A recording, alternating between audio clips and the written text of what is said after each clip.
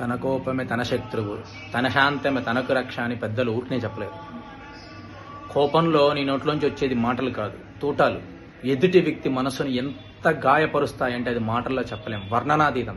నీ కోపమే నిన్ను అధపాతాళంలో తొక్కేస్తుంది. ఆలోచించు.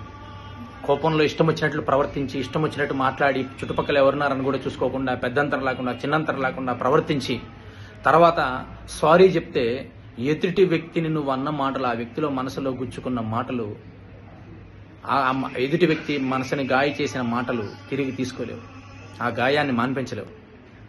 ఇది ఒక ట్రెండ్ అయిపోయింది ప్రతి ఒక్కరికి. ఇష్టం వచ్చినట్లు ప్రవర్తించడం, ఇష్టం వచ్చినట్టు మాట్లాడడం, సారీ చెప్పడం.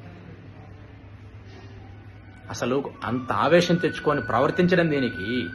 ఇష్టం వచ్చినట్లు ప్రవర్తించడం దేనికి? సారీ చెప్పడం దేనికి?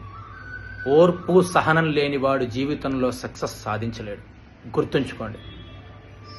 ఎక్కడైనా సరే, ఫ్రెండ్స్ దగ్గర అయినా సరే, మనం పనిచేసే ఉద్యోగంలో అయినా సరే, వ్యాపారంలో అయినా సరే, ఎక్కడైనా సరే ఓర్పు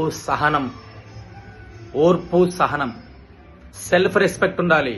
కానీ ఈగో, అహంకారం, పొగరు, ఆవేశం ఉండకూడదు. గుర్తుంచుకోండి.